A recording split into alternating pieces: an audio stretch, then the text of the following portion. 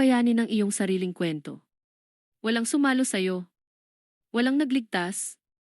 Ikaw ang bumuo ng sarili mo mula sa abo. Hindi ka nag-iisa. Ang katotohanan, hindi lahat tayo may tagapagligtas.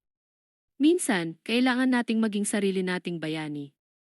Ang pagiging malakas sa gitna ng unos ay hindi kahinaan, kundi patunay ng iyong tibay.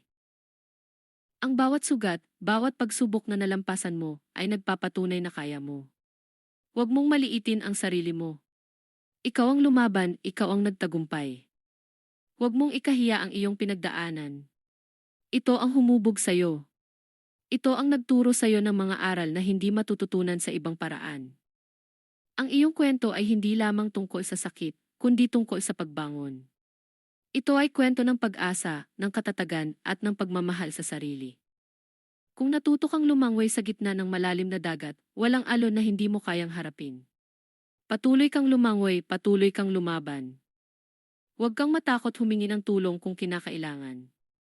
Ngunit tandaan, ang lakas na kailangan mo ay nasa loob mo na.